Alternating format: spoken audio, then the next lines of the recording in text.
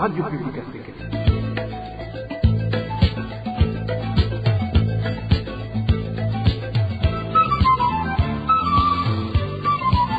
Radio Publique Africaine.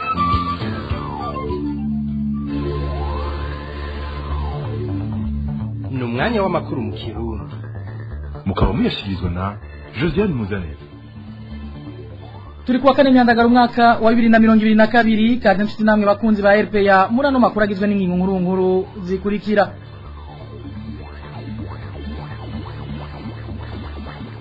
Boba hari n'inyurana hagati y'ishiramwe ya Petrol n'ubutegetsi bwa CNDD FDD umuzo mushasha w'ishiramwe Prestige bivuga ko ari iby'umutamukanyi w'umukuru w'igihugu Evariste Ndayishimiye niwo woba wabaye intandaro yo kutumvikana hagati y'iyo migwi ibiri hamwe mbere n'ikena ry'igitoro riguma riba ndanse mu gihugu cyose. Ubutungane bw'u Burundi ngo naho busa n'ubudahari bwari bukwiye gukurikiranira hafi umunyamabanga w'umugambwe CNDD FDD adahengeshanya guhamagarira abarongoye kwica uwo wese biketse ko ashaka guhungabanya umutekano w'igihugu. Muri ano makuru muraza kumva icubahuza ari cegera c'umukuru w'igihugu Federico Bamvuginyumvira abivuga ko nayo nkuko bisanzwe ku minsi yose ya kane mu mpera zano makuru tubashikiriza ikiganiro ako hambere. Uyu munsi tukaza kubayagira kubijanye n'umugigwa wo kumwa abana imvanda aya n'ayandi mu kanyisase ndabaramutse ndabahe n'ikaze mwidonido.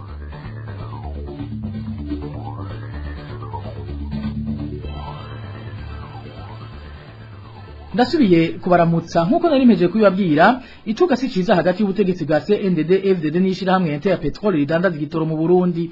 Ni nyuma y'imyaka itari mike imigenderanire hagati y'iryo shirahamwe n'abategetsi irangwa n'ingendo y'ibiturire ihonyanga inyungu z'abanyagihugu nkuko vyemezwa n'abategetsi batandukanye. Ikituka ry'iyo migenderanire n'ivuka ry'ishirahamwe rishasha bita Prestige bikaba biri mu mvo zibura ry'igitoro mu Burundi. Ni nkuru ya mugenzi wacu Bob Rugurika. Ishirahamwe Interpetrol risa n'ryahorana ijambo rya nyuma mu ishingwa ry'ibiciro by'igitoro mu Burundi. Ayo niyo majambo umwe mu bategetsi ba CNDD-FDD yakoresheje mu kutubwira inguvu n'igitugu ishirahamwe Interpetrol ryahorana mu rudandaza rw'igitoro mu Burundi. Ariko rero amasoko yacu muri leta ya CNDD-FDD atumenyesha ko ivyo vyari bifise ico biturukako. Amafaranga ishirahamwe Interpetrol ryatanga mu mugambwe CNDD-FDD no mu bategetsi batandukanye iryo shirahamwe ngo ryayagaruza mu gushingisha ibiciro vy'igitoro no mu itangwa ry'amatagisi aja muri leta. Kubera ko ishirahamwe Interpetrol ari ryo ryahorana isoko rudende mu nzego z'igihugu ngo hoba hariho amafaranga y'umurengera y'igiturire iryo shirahamwe ryahora riha abategetsi batandukanye harimo na cane cane abasirikare bakuru bita abagenero. Ivyo ngo bikaba vyari bimaze imyaka. Ivuka ry'ishirahamwe rishasha ridandaza igitoro Prestige bivugwa ko rikorera umutambukanyi w'umukuru w'igihugu Angeline Ndayishimiye ngo risa n'igihutishije ibintu. Uretse ko iryo shirahamwe rimaze iminsi risangira ububiko bw'igitoro na Interpetrol ngo biranashika bigakoresha igitoro ca Interpetrol yakuye hanze bikagishora mu gihugu ca Kongo. Amakuru duhabwa n'abategetsi bakorera muri ico gisata atumenyesha ko mbere ishirahamwe rishasha Prestige ryoba ryifuza kwigarurira ububiko bwahora bukoreshwa n'ishirahamwe Interpetrol. Kubera ivyo vyose ishirahamwe Interpetrol ngo ryisunze ibiturire vy'umurengera ryatanga mu bategetsi rikaba ryariko risaba ko haba irindi duzwa ry'ibiciro vy'igitoro. Bene kuduha amakuru bakavuga ko uko kunyinyurana hagati y'ishirahamwe Interpetrol abategetsi batandukanye hamwe n'iryo shirahamwe rishasha Prestige biri mu biteye ubukene bw'igitoro kubera inzitizi z'ubwoko bwinshi. Bob Rugurika. Hari ibimenyetso bimwe bimwe vyerekana ko dossier ya Kira yaranzwe kandi n'ubikirangwa niho nyangwa ry'amategeko bisigurwa n'umushingwamanza Runyagu Yves yanonosoye ibijanye n'amategeko ajanye n'ivy'ubudandaji droit des affaires mu gifaransa. Kubwiwe ngo ivyo vyerekana ko hari ibinyegezwa vyinshi muri iyo dossier. Tumukurikire. Bwa mbere ho umuntu wese nibaza ko arashobora kubona ko uwashizemo amafaranga menshi muri ibyo bitaro no kuvuga irya shirahamwe ry'abasuwise ataryo ryabaye irya mbere mu kuvuga ibibazo byari bihari hamwe byo byari bihari koko. Kandi murumva ko mu by'ukuri umuntu yashizemo amafaranga menshi ahantu niwe wa mbere aba afise inyungu z'uko ayo mafaranga yiwe akingirwa. Ica kabiri nuko abitwa yuko bari abanyamitahe bato bato cane cane ry'amashirahamwe arimwo leta abo nabo nyene ntaco bigeze bavuga nk'ikintu cariko kiragenda nabi ngo bavyandike canke biture inzego zijejwe amatohoza mu gihugu aha ndavuga cane cane parke ya Republika kugira ngo hakorwe amatohoza hanyuma abo barongoye ivyo bitaro bahagarikwe kandi nkumbure banabihanirwe ivyo bigakorwa hakiri kare ico twabonye nuko ahubwo twabonye urwego rujejwe iperereza mu gihugu ariko rufatiye mbere mu guhagarika abari barongoye ivyo bitaro no mu gukora amatohoza ibi rero ku bwacu canke ku bw'umuntu wese mu by'ukuri yagerageje kubiraba neza arabona ko harimo ikintu kidasanzwe nkumbure coba kinyegeje ibindi bidashaka kuvugirwa hejuru hanyuma ikindi umuntu yovuga ni iki kintu kijanye n'impapuro bimaze iminsi bivugwa ko abarongoye ibitaro by'imfata kibanza basavye bashizemo imitahe bandi yuko bobaha ibigaragaza yuko koko bafise imitahe n'ingene bimeze byose nko kuri bajya abanyamitahe kuri bo usharendagije imana ahari adakurikije amategeko kubera ko batigeze babazwa igihe yashigwaho kandi mu by'ukuri uravye amategeko ukaraba ingene yanditse ntivyari gushoboka ko uyu usharendagije imana haja hatabaye inama ya bose ngo iheze imushireho ko muri kino gihe vyogorana cane ingene habaho kuganira canke guhanahana impapuro hagati y'umuntu yitwa ko atemerwa n'abantu ku bwabo bavuga bati nitwe twategerezwa kubazwa ibijanye byose n'ishirahamwe umushingwamanza Runyagu Yves anongera koko ivyashitse ku bitarukira bishobora gutuma igihugu kigira isanami itari nziza mu makungu n'ubunyene kurikira umushingwamanza Runyagu Yves ni dossier ituma havugwa byinshi bigatuma nk'abantu bari bifuza kuzana amafaranga mu gihugu nabo nyene bagira ubwoba ikindi naco nuko hariho abantu usanga bataratahura cane ngira ngo akamaro ko k'abanyamitahe baza mu gihugu bakibagirwa ko ayo mafaranga y'agaciro baba bazanye ari yatuma vya bibazo vy'amadevize dufise buri munsi bishobora gukemuka nibo batuma nkumbure bwa bushomeri bwinshi buvugwa mu gihugu bushobora kugabanuka kubera ko baraza bagakora ibintu mu gihugu bakatanga ubuzi kuguharuka n'abandi bose babishoboye bari mu gihugu ibyo byose mu by'ukuri ziba ari inyungu z'igihugu ariko rero nkumbure hariho abantu bashobora kuba batarabibona uko ugasanga rimwe na rimwe baracibaza ko kwiteza imbere kwabo cyangwa gutera imbere kwa bamwe ariryo terambere ariko mu by'ukuri twibaza ko bitari bikwiye kumera gutyo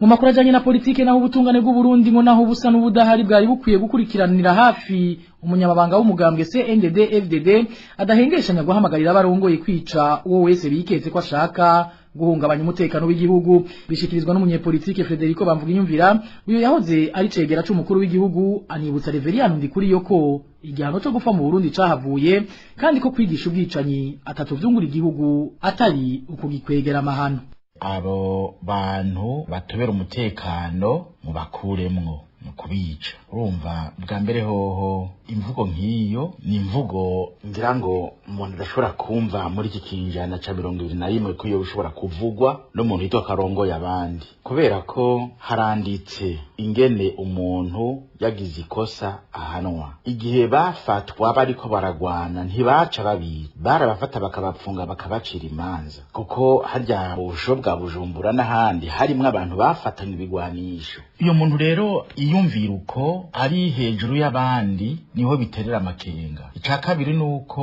burya haranditse kugihano cyo gupfa carakuweho nta muntu ashobora kwica uyundi kumviza arizo zose iyi ngendo rero yihaye umukuru wa CNDD-FDD muribuka ibyo yavuze kuri kaburimbo kandi kaburimbo anduruka arapfa ibyo byose ni ibintu bija ku rutonde byagirizwa uyu muntu ndagenda mubwire yuko ata muntu numwe mu gihugu c'u Burundi afise uruhusha rwo kwica uyundi kumviza arizo zose ari umutekano uwo mutekano nubwo umuntu yoza muhira baravuga bati umuntu yaje kurondera guhunganya umutekano wanje barafise ibyo baraba kugira ngo bamucire urubanza n'ingene bagucira urubanza nawe igihe wamwishe nk'akarorero bararaba aho wamurashe canke aho wamucumise ivyo barabiraba naco gituma rero nagira nsabe ahubwo ubucamanza naho atabuhari nko kumuguru iyo bakunda kubivuga iyo dosiye bayikurikiranire hagufi kuko umuntu yubakwa kuvugira hejuru kumugaragaro ati akaboneka guhungabanya umutekano muramwica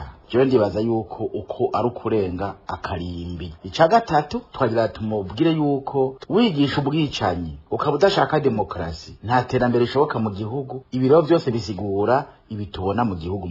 Tuve muri politike dutandukiriza hagati y'akazi na muntu ahivyaho umwigisha bucumi na kisi yagirizwa kuba yarakoreye umunyeshure yigisha kuri Ecofo yitwa muri komine Kayogoro mu ntara ya Makamba ari ivyaha bikomeye cyane bidakwiye gufatwa minenegwe n'ubutungane. Bishikirizwa n'uharanira agateka k'abana mu Burundi Berari Nibizi anatera ka mu butungane kudahirahira ngo bure kuri uyo mwigisha kandi hari amategeko ahana abashora tuza abana bakiri bato na cyane cyane iyo bikozwe n'umurezi. Kurikira Berari Nibizi aharanira agateka k'abana mu Burundi.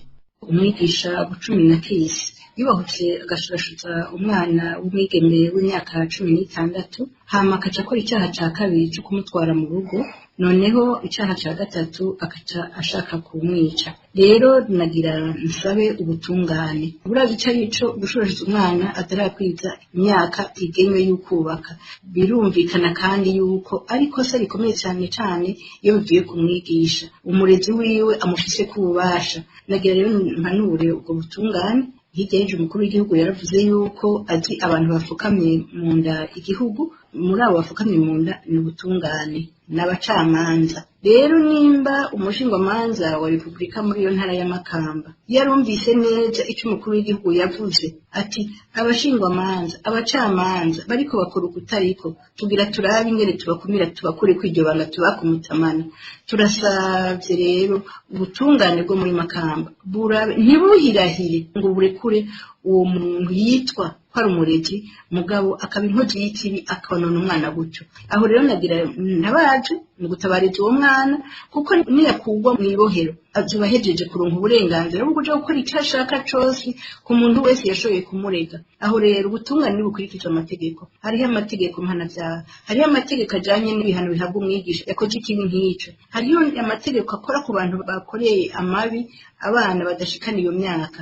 Nigenda basaba rero bakurikiza amategeko ha muntu wese avyumva, haba mu kibano haba kuri ayo mashuri nyene. Umwigisha akoze amabi nkayo ntimusubire kumwemera muri ayo mabanga. Umwigisha akoze amabi nkayo ntimusubire no kumwemera ngaho mu kibano, niyaheze ngo asohoke mu kebera ivomo kandi mutabazi. Aho rero ivyo bikoreye uwo mwana ejo mu gatondo bikorera abandi. Ivyo rero nagenda basabe ntimubahuke ntimuhirahire ngo uwo muntu bucumi aheze ngo atumbere mu bandi barezi mu bandi bavyeyi ngaho no mu kibano. Nabanza hamwe nakurikirane kuri ivyo vyaha vyose yubahutse. Mu bijanye n'agateka kazi na muntu nyene nguravye uburyo abagwanyi b'umuharire zitabara bapfunzwemwo mu ibohero rikuru rya Mpimba harashobora kuba ingaruka mbi ku nyifato yabo hamwe no ku magara yabo. Ivyo bivugwa n'uwizi bijanye n'inyifato Nduwayo Bienvenue inyuma y'amezi arenga 10 abo bagwanyi bapfunzwe bunyamaswa. Bienvenue Nduwayo. Tufatiye ku makuru avuye ingene abantu babayeho mu ibohero ntibishobora kugenda bidateye ibibazo bijanye n'inyifato canke bikatuma noneho bibumurengera igihe byari bisanzwe bihari. Kuko igihe abantu babaye hamwe ari benshi kandi atasaganirizo cyane cyane ko atari ibintu umuntu aba yoza ngo bizorangira ryari, bituma rero abantu batagira inyifato itandukanye. Bashaka kugira ibyo bapfuye ku mibereho babanyemo, bashaka kugwanirayo, bashaka gutangura gusigana ku byo bakora, umubwira ati nkorera ibi ubundi niwe wikora. Kubera umubabaro uhari bashaka gushika bafata ibiyayuramutwe bashoboye kubironka, bashaka kubera ivyamfurambi. Ivyo byose rero bimaze kuba gutyo haca hazamwo ukwihebura gukomeye n'ubwoba bwo kubaho kubera umuntu atabona ejo hiwe ingene hameze. Tangura kuza rero kukwira ishavu mu muntu, umutwe w'umuntu akabonga akaza ari kenshi, mbere abantu bagatangura kwibaza ko bashobora no kwica, kwiyahura, bashaka kwiyumvira ingene bopfuma bapfa bakavaho. Aho baba bari ntihashaka kubura indwara zazindi zihererekanywa, indwara zo kurukoba. Kubera umuntu bayumva ameze gutyo akabatangura kwiyumvira icyatuma kimukuraho. Mu by'ukuri iyo umuntu abayeho muri ubwo buryo umuntu bari karapfa agenda ashira buhoro buhoro kandi mu buryo bwose, haba mu mutwe, haba ku mubiri, haba muri kazoza kiwe. Mugihe bishitse agashaka gusohoka ikibohero aba yamaze kononekara mu mutwe ku buryo bisaba igihe kirekire kugira umuntu ashobore kumufasha agaruke mu buzima busanzwe. Tufatiye kuri iyo nkuru byumvikana yuko abantu babayeho nabi cyane. kandi bakaba bimaze igihe kitari gito babibayemo.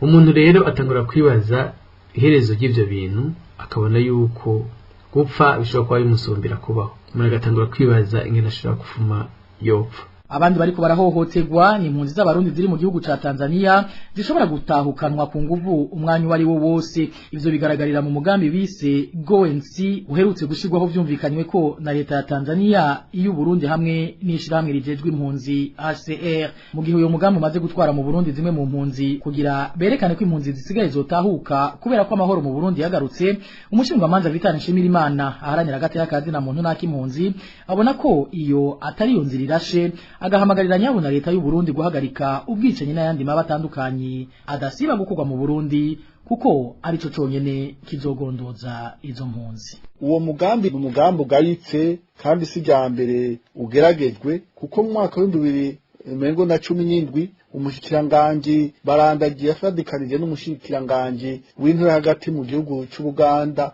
ayari wajejwe n'ibibazo by'impunzi, baragize umugambi nk'uwo. Mugabo uwo mugambi nta kintu na kimwe wavuyemwo, kuko ibibazo bituma abarundi ibihumbi birenga 350 baguma mu makambi y'impunzi hamwe no mu bindi bihugu bahungiyemo nuko mu gihugu cy'u Burundi amahoro n'umutekano hamwe no gutosekaza agateka kazi na muntu bitaraja mu buryo. Amahoro rero ataragaruka, abanyagihugu baguma baturubikwa, abanyagihugu baguma bambugwa ivyabo, abanyagihugu baguma bapfungirwa ubusa, abanyagihugu baguma banyuruzwa, abanyagihugu baguma bicwa, abanyagihugu baguma babona akarenganyo kiyerekana mu buryo butandukanye, ibituma impunzi zidashobora guhunguka. Hanyuma rero niba leta ya Tanzania yifuza yuko impunzi z'abarundi zitahuka, nibagende, nimba ijya ntwaro ya CNDD-FDD ibumvira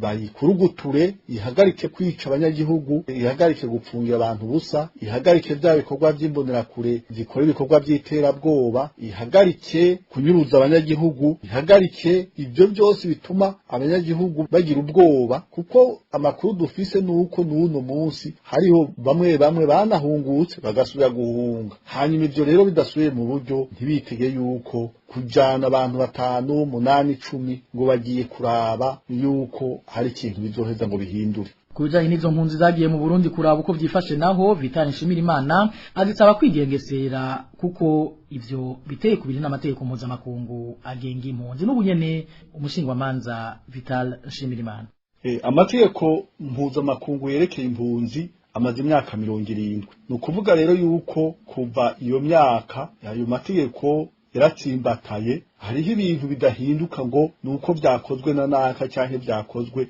uko avyifuza. Aho rero nukuvuga iki? Nukuvuga yuko ayo mategeko yo nyene arashinga ibituma umuntu bashobora kwemera batuyuna impunzi, hanyuma igihe ahungutse naho bikagaragara. Iyo rero umuntu asubiye mu gihugu c'amavukiro yahunze, nukuvuga wahungutse, ivyo kuba impunzi biba bihagaze rero naho ibyo bishobora kuva ku gushaka kwiwe canke bikava ku zindi mvo, mugabo uko biri kose biba bihagaze.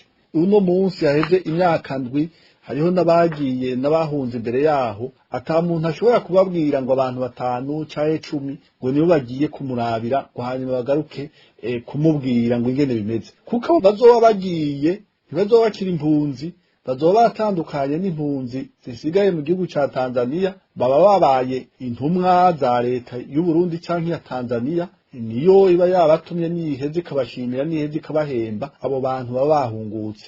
Rero impunzi bene wacu bari mu makambi y'impunzi mu gihugu ca Tanzania ntiboja kwidoga ngo hariho abo batoye babarungika kuraba ibiri mu Burundi, kuko barazi neza yuko kuva mu mwaka wa 2015 abantu bahunze ubutandukanye. Hariho abahunze bagiye ku kazi, bagiye kuraba ngene impunzi zibayeho, ni babandi bagaruka bakaza kuziturubika, ni babandi bagaruka kubicira mu makambi, ni babandi bagaruka kubiba, ni babandi bagaruka kubanyuruza, kubera ikiba cabajanye suguhunga ikiba cabajanye nuguperereza ikiba cabajanye nakazi babatumwe na leta y'u Burundi. Mwomenya ko Nestor Bimenyimana umuyobozi mukuru ajejwe gutahukana impunzi mu bushikiranganje bw'intwaro yo hagati mu gihugu yabwiye bagenzi bacu bo kwijwi rya Amerika kuri uyu wa gatatu kuwo mugambi bawushize mu ngiro kubera ko babonye impunzi zitagitahuka ku bwinshi. Ni mu gihe abarundi bahora bava muri Tanzania ngo bahora bangana n'igihumbi n'amajana ane ku ndwi ariko ubu bakaba bahunguka bari munsi y'igitigiri cijana. Tumira amategato dutandukire igisata c'imibano. Ibiciro vy'inyama z'ibitungwa vyabazwe kuri uyu wa gatatu vyarubahirijwe mu ntara zo hagati mu gihugu havuyemwo igisagara ca Bujumbura. Abanyagihugu mu gisagara ca Bujumbura bagasaba ko ibiciro vy'inyama naho nyene vyo kubahirizwa. Ni nkuru ya Emmanuel Niyungeko. Mu kibanza kirahitwa ku Mukoni mu gisagara ca Muyinga habazwe inka 12, ikiro c'inyama y'umusoso cagurwa amafaranga 10,000, inyama bita canga ikiro cari ku mafaranga 8,000, mu gihe inyama zo munda ikiro cagurwa amafaranga 6,000. Abanyagihugu bo mu gisagara ca Muyinga bamenyesha ko igiciro kizwi n'amategeko cubahirijwe. Mu kibanza kiri kw'isoko ry'ibitungwa rirahitwa mu Vyegwa ku mutumba Maruri muri komine Gashikanwa intara ya Ngozi, naho nyene ibiciro vyarubahirijwe. Muri ico kibanza habazwe inka 8 n'impene 3 gusa. Ikiro c'inyama y'inka cagurwa amafaranga 10,000, inyama bita canga 8,000, izo munda nazo ikiro cari ku 6,000. Akamwemwe kakaba kari kose mu gisagara ca Ngozi, aho igiti kimwe c'inyama y'umusoso cagurwa amafaranga 1,000 mu bunywero.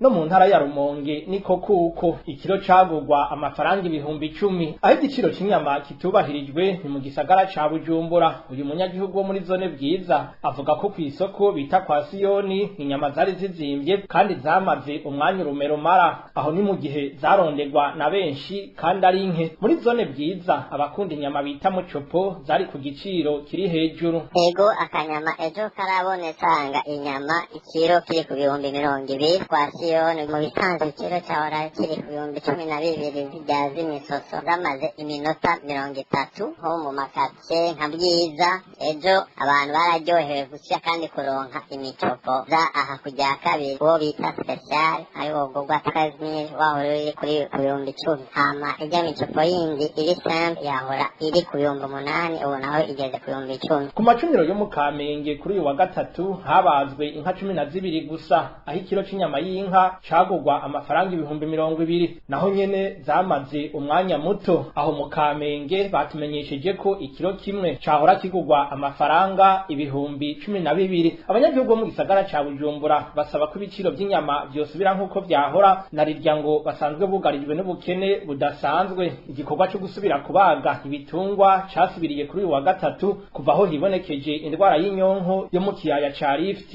mu ntara za Bubanza na Kayanza. Ico gikorwa bitegekanijwe ko kizosubira gutangura kuri uyu wa gatanu. Emmanuel Niyungeko akenuye. Mu ntara ya Ruyigi naho habandanya kwibonekeza ubukene bw'ibinyobwa vya Brarudi. Abanyagihugu muri iyo ntara bavuga ko ibigize ngo biraboneka, bamwe mu bajeje intwaro baca bavyihagira. Abo banyagihugu bagasaba ko abajeje intwaro bo kwikubita gashi duke tubonetse bakadusabikanya n'abandi kandi ku giciro kitavuna. Idorizo na Marie-Ange Irakoze.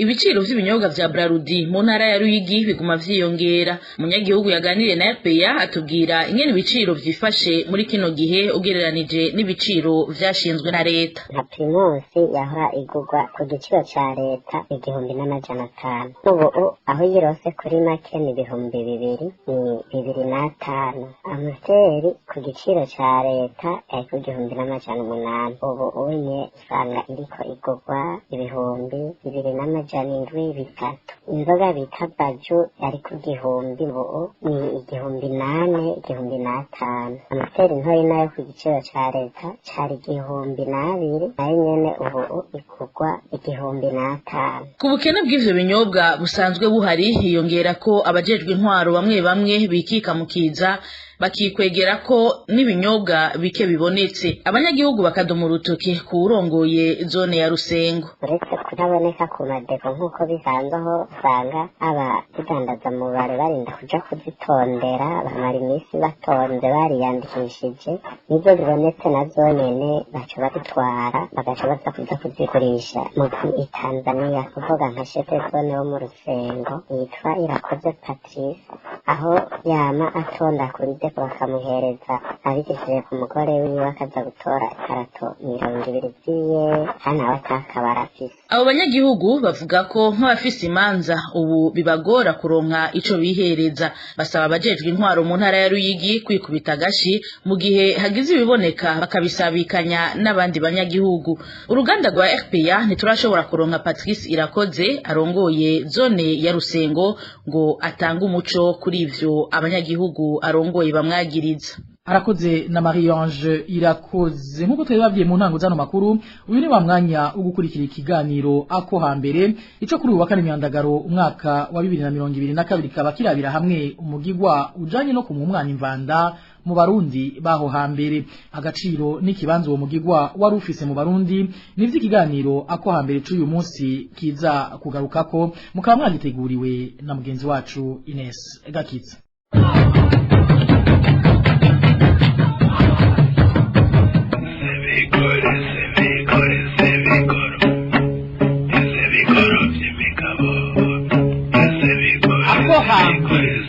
Ikiganiro ca kahise amayagwa n'imigigo n'imigenzo y'ikirundi.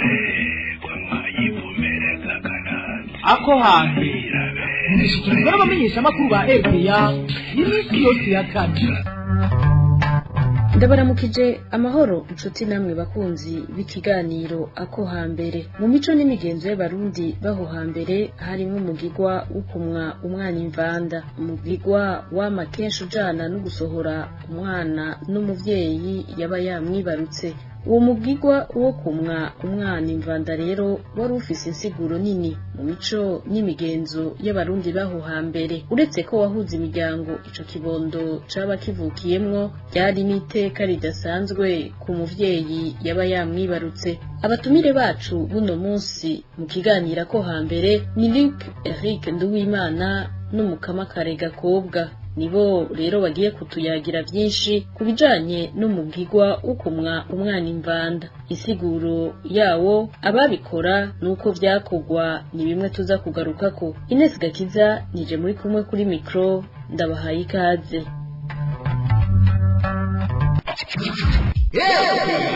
Vumera nakari biganiro byawe biyagiye abanyagihugu bagunda.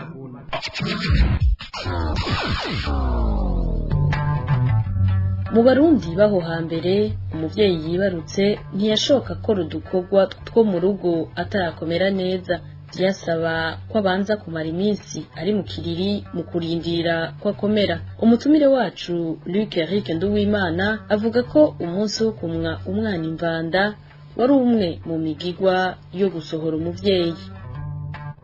Mu mico y'ikirundi umwana iyo avutse yavukira mu muryango akarererwa mu muryango akaba umwana w'Uburundi. Naco gituma rero umuryango wakora uko ushoboye kose kugira ngo uwo mwana abe mu muryango yemewe azwi. Mu mico rero byajyana kimwe mu mico myinshi harimwo umuco wo gusohora umwana ari nawo warajana no kumwa imvanda umwana. Bamumwa imvanda byakorwa hagati y'indwi imwe avutse n'indwi zibiri. Impamvu babigira muri ico gihe abantu bashobora kwibaza ati ni kubera iki byaba hakiri kare. Ubwa mbere na mbere iyo umuvyeyi yabyaye murazi yuko yaja mu kiriri nta bikorwa byinshi yakora kandi ntiyaba arakomera neza, ariko byaramubuza rero n'igihe yokomera imbere uko abantu batagira amagara amwe kuba hari igikorwa na kimwe yokora. Nico gituma rero bafata ko azosohoka muri uwo mugigwa nawo bikanajana wo kumwa imvanda. Ukumwa umwana imvanda mu baho hambere ntivyakogwa n'uwo ari we wese, vyakogwa na se w'umwana canke umuntu wo mu muryango kandi wa hafi. Uwo muntu we yategerezwa kuba ari umuntu w'umugabo nk'uko n'ubu bisigurwa na Luc Eric Nduwimana. burya umwana iyo bamusohora yamobwa imvanda n'umuvyeyi wiwe ukuvuga se amuvyara murazi ko no mu ndamukanyo iyo umwana bamuramutsa bavuga ngo gira so gira izina se rero niwe bafata ko amwita izina ariwe amwemera nk'uwamuvyaye akamumwa imvanda byarashika umwana agashobora kuba yavuka se yarapfuye ni ukuvuga yaritavye imana atakihari umuryango wacu ukogwa n'umuvyeyi wiwe umuryango wundi wa hafi ni ukuvuga se wabo bishobotse se waka atakihari bigakorwa na sekuru ariko ni mu gihe mu muryango wa hafi mu bagabo atawuhashi cazira yamamwobwa imvanda n'uwo bavukana canke bamwobwe imvanda n'umugore mba vyakorwa n'abagabo. Murumvise ko imvanda bazimwe umwana amaze iminsi mikavutse. Umutumire wacu agira kabiri umukama kare gakobwa yongera koko hari igihe barindiriza ico gikorwa hari mu gihe ubwo ruhinja rukurikiye uwitavye Imana uwo munsi wo kumya imvanda uruhinja n'umuvyeyi wiwe ngo hari ivyo bamukorera. Umwana bareka kumwimbanda nk'uwakurikira uwapfuye barabanza bakareka kumwimbanda ariko umwana ari imfura canke atawundi arapfa abana bategerezwa kumubwa imbanda bose kandi n'umuvyeyi baramumwa kugira ngo canke atari uwo batamoye nawe bakamutegera urugore kandi yari kamere ngira niko babivuga kuko iminsi y'umukobwa n'iminsi y'umuhungu barayitandukanye. Umuhungu urumva yamara iminsi 4 umukobwa yamara iminsi 3 jewe naciye ubwenge mbona bamwisha ikintu bita urupfuhe rero yari imbugita bakariyishiga kariha gose hanyuma bakayimwesha nanje narayimoshesheje mu nyuma rero hava haza inzembe ivyo byose rero bimweshwa byari bisanzwe ariko gusa nuko bakurikiza iyo migenzo yukumwa umwana imvanda yukumwa nyina nta mwana n'umwe yasohoka atamowe imvanda. Mbega none uwo munsi wo kumwa umwana imvanda wagenda gute? Umukama kare gakobwa aratwiganira imigigwa y'uwo munsi n'ico yasigura.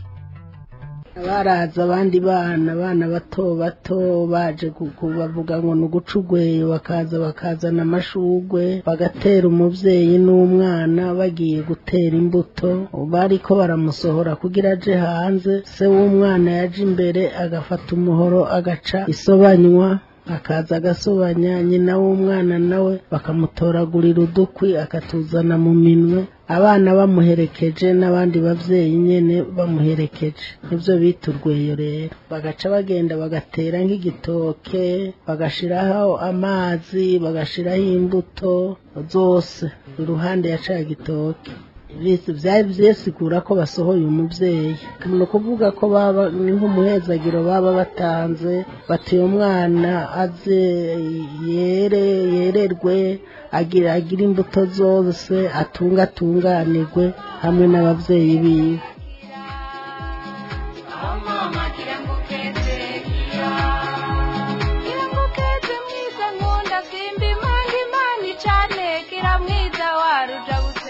Mukunganira umutumire mugenzi we Luc Eric Nduwimana amenyesha ko ivyakogwa uwo munsi byari bitandukanye bivanye n'uko umwana yavutse ari umuhungu canke umukobwa.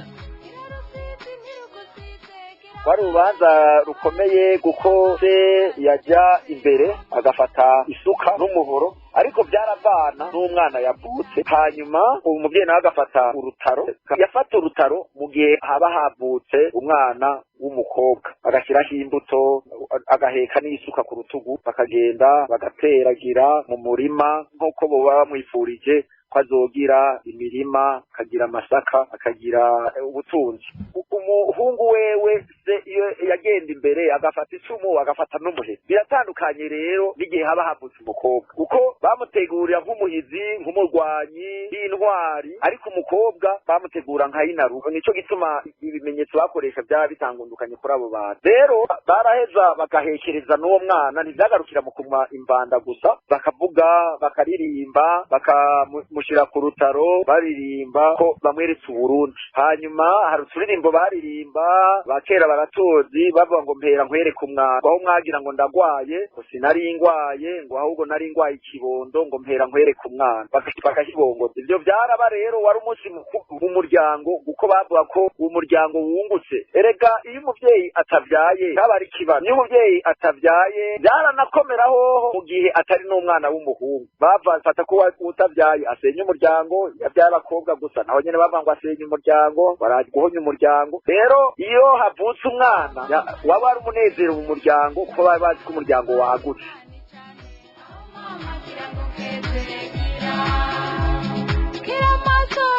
Mu birori vyo kumwa umwana imvanda kandi hategerezwa kuba agashimwe kuwamoye uwo mwana imvanda. Aha Luc Eric Nduwimana amenyesha ko ako gashimwe cari ikimenyetso c'uko bemeye umwana mu muryango.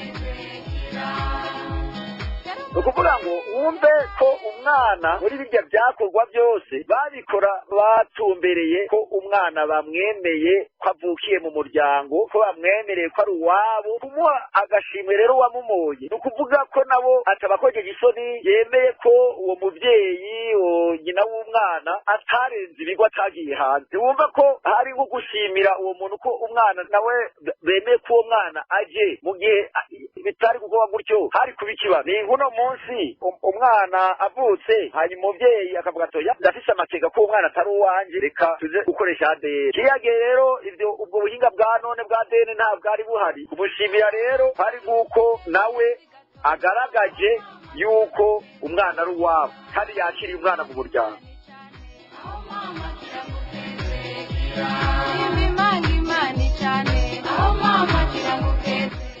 Umugigwa wo kumwa umwana imvanda rero wari ukomeye mu mico y'abarundi kuko ngo naho vyashika umugore akahukana yibungenze, bene umwana baramukurikira iyo yagiye kugira bakorere uwo mugigwa ikibondo cabo, nk'uko Luc Eric Nduwimana abandanya abidusigurira.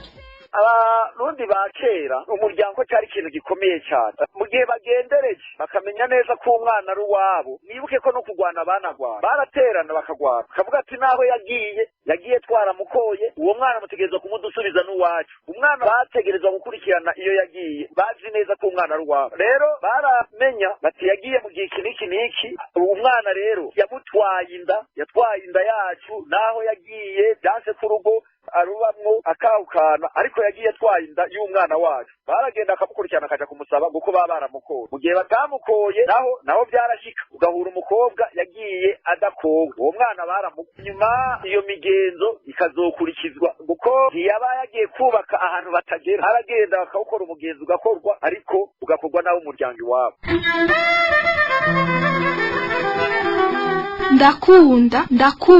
ndakunda RPA kubera ni abanyagihugu bose. Nubu ikiganiro nako hambere tukaba turiko tuyaga ku migigwa n'imigenzo ijanye no kumwa umwana imvanda mu Barundi baho hambere, uko vyakorwa n'ababikora. Naho duhejeje kumva akamaro n'agaciro ko kumwa umwana imvanda aho hambere, uyu munsi uwo mugigwa usa n'uri kugenda urayibagirwa ahatari hake mu Barundi. Ivyo mbere Mukamakare Gakobwa abibona nko guta umuco waho hambere, ngo naho kumbure bitokorwa nk'uko vyakorwa aho hambere, hari ivyari bikwiye kubandanya bikorwa.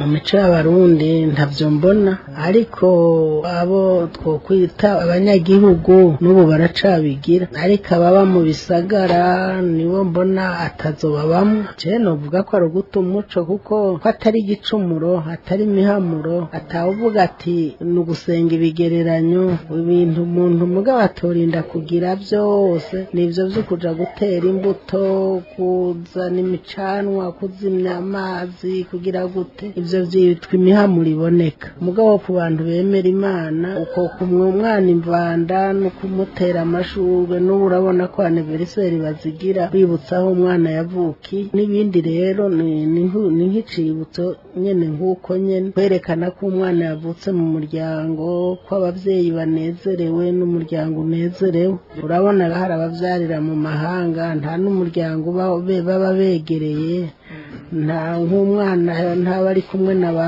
sekuru na ba inakuru na ba se wabo na ba inasenge nta urumva abireka uko ariko uri mu gihugu iwabo ari hagati y'abavyeyi n'abavukanyi barabigira n'ubu baracabigira. Mu guheraheza kino kiganiro c'uyu munsi Luc Eric Nduwimana avuga ko uruhombo ari runini kuba umugigwa ukumwa umwana imvanda usa n'uri kuribagirwa uretse ko uyu munsi agaciro baha umwana n'umuvyeyi kagabanutse n'urukundo mu bantu ngo rwaratitutse. Barahombye cyane igituma byahindutse ari impinduka ko bifata mu buryo butandukanye. Uburyo bwa mbere cyo twokwita amajyambere niyinjiranamo ry'imico yo hanze n'imico ya kera. Ubu unyahagwiriye ibintu byo kwipfurizanya ivyo bita anniversaire gusumba ahubwo umuco wo gukeza uwavyaye kubyara koko barazana amakado bakamusanga kwa muganga kenshi bigake uwo mugigwa ugikorwa nariko ndaza ku mpamvu imvo ituma bitagikorwa. Iya kabiri n'ubukene ubu kera bagira inka bakagira imirima bakagira amatongo abantu ntibari bwagwirirane byaratuma rero kandi abantu bagirana urukundo bagashigikirana. Ubu rero ubukene bwaje abantu n'urukundo rwaragabanutse mu bantu. Kera abantu n'igihe baba bankana hari ibyo bapfa byo mu matongo byo mu miryango baritanaho iyo umwana yavutse umuryango wose uhagurukira rimwe kumva ko ari inyungu ibaye mu muryango. Bisigura ngo rero ngo ivyo byose nivyo twahombye urukundo rwaragabanutse. Icya kabiri duhomba n'ikihe umwana agaciro yagira mu muryango ka gaciro yagira mu muryango mwakiriye akura atagafise akura umengo bako ari wenyene ni nyamwigendako. Mu gihe kera yavukiye mu muryango umwana wahura ariko arakosa kora amakosa agahanwa n'umuntu wari we wese ukwaga ngo umwana n'ubu Burundi umwana n'uw'igihugu. Ariko no munsi siko bikimeze ntushobora gukora ku mwana w'abandi abati sinkora ku mwana w'abandi no bikora nogira ikibazo ugahura rero twarahombye uwo muco watuma haba imigenderanire hakaba guhuza hakaba kunywana hakaba kubumwe umwe bw'abarundi bugakomera. Uwo rero uwo muco waratakaye twati cyo twahombye kinini. Akaba ari no ngaha dusozereye ikiganira ko hambere cyo kuri uwa kane igenekerezo rya kane Myandagaro umwaka w'ibihumbi 2022 twariko tuyaga ku migirwa n'imigenzo yo kumwa umwana imvanda mu barundi baho hambere insiguro yavyo akamaro n'ikibanza byari bifise mu mico y'abarundi. Ndashimiye abatumire bacu kuri byinshi batuyagiye. Shimiye namwe mwese mwariko mudutega amatwi. Inesi Gakiza nariko ndabashikiriza kino kiganiro ndabasezeye ndabipfuriza no kuroranirwa mu byanyu no mu banyu naho ubutaha. Cyari kiganiro ako hambere imigenzo amayago n'imihigo yabo hambere tubiragabana ako hambere.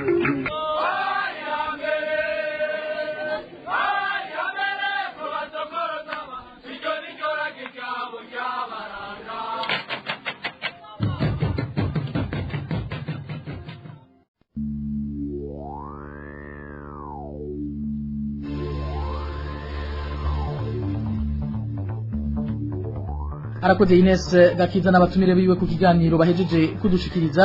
Nino ngaha makuru twabateguriye kuri uyu wa kane Myandagaro umwaka wa 2022 aciye agarukira. Mwakoze mwebwe mwese mwaduteza abiri bakoze n'abagenzanje bamfashije gutorokanya ano makuru nibagiye abahinga b'ivyuma batumye ano majwi abashikira atankomanzi. Jose Muzaneza nariko ndabashikiriza nkaba ndabikiye abantu ndabipfuriza kuronanirwa mu banyu no mu byanyu. Imana ibandanye irinde Burundi n'abarundi naho ubutaha.